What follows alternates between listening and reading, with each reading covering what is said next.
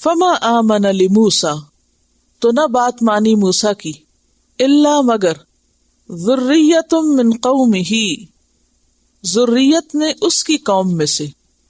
ذریت پیچھے آپ کو بتا چکی ہوں کہ اس کے دو روٹ بتائے جاتے ہیں، ذال رے رے اور ذال رے حمزہ. ذرے سے بھی اور ذرا سے بھی. ذرا کس کو کہتے ہیں؟ یعنی اگنا، پیدا کرنا، اور ذرن ذرات جیسے بکھیرنا. اور عموماً یہ کس کے لیے استعمال ہوتا ہے؟ چھوٹے بچوں کے لیے، لیکن پھر نوجوانوں کے لیے بھی، یعنی بڑی اولاد کے لیے بھی استعمال ہو جاتا ہے. اور واحد اور جمع دونوں کے لیے، ذریت واحد بھی ہے اور ذریت جمع بھی ہے. تو نہ ایمان لائے یا نہ اطاعت کی، کیونکہ آمن لے ہے، بات مانی کے معنوں میں آ رہا ہے. نہ بات مانی موسیٰ کی مگر چند نوجوانوں نے، من قومہ، اس کی قوم میں سے. اب یہ اس کون ہے؟ اس پہ مفسرین نے دو آراء کا اظہار کیا. ایک تو یہ کہ موسیٰ ہی کی قوم، ہی سے مراد موسیٰ علیہ السلام، کہ موسیٰ علیہ السلام کی بات موسیٰ علیہ السلام کے قوم کے نوجوانوں نے مانی، جو بڑے بوڑھے تھے اور سال ہا سال سے فرعون کی غلامی کا شکار تھے اور مایوس ہو چکے تھے کسی بھی خیر سے، وہ آگے نہیں بڑھے.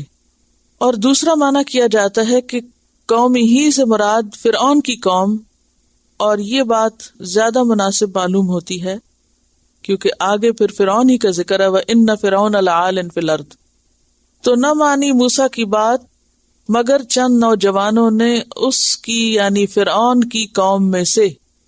اور ابن عباس نے ان کے نام بھی بتائے ہیں، جن میں حضرت آسیہ، رجل مؤمن من آل فرعون، جس کے نام پہ سورۃ المؤمن ہے، جس کو سورۃ غافر بھی کہتے ہیں، اس کا خزانچی کی بیوی، اور حضرت آسیہ کی کنگھی کرنے والی. یہ چند نوجوان لوگ تھے جو موسیٰ علیہ السلام پر ایمان لائے. باقی قوم فرعون میں سے کوئی نہیں مانا. کیوں نہیں مانتے تھے وہ؟ علی خوف، خوف کی وجہ سے. کس کے؟ من فرعون، فرعون کے، وملئہم، اور اس کے سرداروں کے. فرعون کی ایسی دھاک تھی قوم پر، اس کے سرداروں کا ایسا روب تھا لوگوں پر کہ وہ پوری طرح ان کو اپنے قابو میں کیے ہوئے تھے. تو ان کے خوف سے کوئی بھی موسیٰ علیہ السلام کی طرف جاتا ہی نہیں تھا. یعنی دلیل تو موسیٰ علیہ السلام کی سمجھ آ گئی تھی لوگوں کو، لیکن معاشرے کے خوف کی وجہ سے، حکومت کے خوف کی وجہ سے کوئی ایمان لانے کو، بات ماننے کو، ساتھ چلنے کو تیار نہ تھا.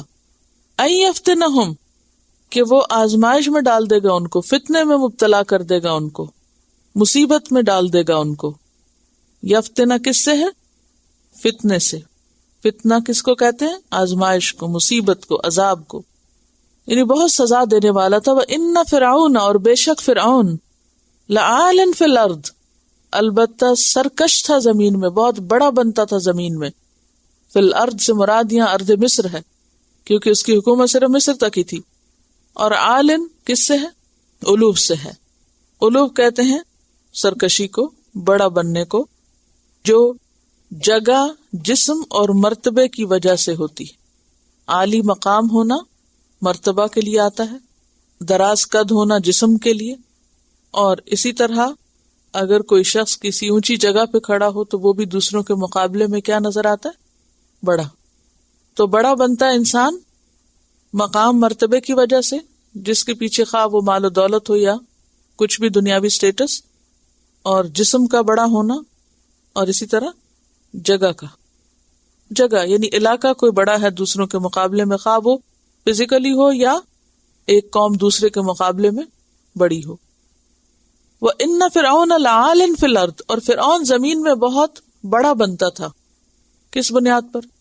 ایک تو یہ کہ جسمانی اعتبار سے لوگ بہت صحت مند تھے اور بہت پرسنالٹیز ان کی زبردست تھی. دوسرا یہ کہ حکومت اور اقتدار کی وجہ سے، مقام اور مرتبے کی وجہ سے، یعنی بہت پاورفل حکمران تھا، یہ مراد ہے. وَإِنَّهُ لَمِنَ الْمُسْرِفِينَ، اور صرف پاورفل نہیں تھا، سرکش ہی نہیں تھا، بلکہ وہ مسرف بھی تھا. مسرفین کس کی جمع ہے؟ مسرف کی. اور مسرف اسراف سے، اور اسراف کس کو کہتے ہیں؟ حد اعتدال سے بڑھ جانا. یعنی جب وہ کسی کے ساتھ زیادتی کرتا یا دشمنی کرتا یا اس کو سزا دیتا تو وہ کسی حد پہ نہیں رکتا تھا، حدیں پار کر جاتا تھا. اس لیے ایسا خوف تھا لوگوں کے دلوں میں اس کا کہ اس کے خوف کی وجہ سے سچائی کو سچائی کہہ بھی نہیں سکتے تھے. کیا سمجھ میں آئی بات؟ پیئر پریشر سمجھ آیا؟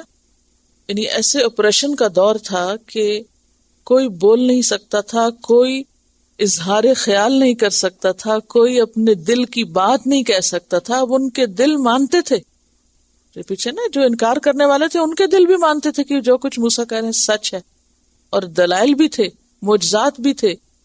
اور یہ جو معجزات تھے خاص طور پر نشانیاں جو ہر تھوڑے عرصے کے بعد ایک نشانی ظاہر ہوتی تھی، کبھی طوفان آتا، کبھی ٹڈیاں اترتی، کبھی مینڈک اور کبھی خون اور کبھی قحط، اور پھر ہر دفعہ آ کے کہتے کہ تم دعا کرو، اگر ہماری مصیبت ٹل گئی تو ہم بھی ایمان لے آئیں گے. اور پھر مصیبت چلی جاتی، پھر کیا کرتے؟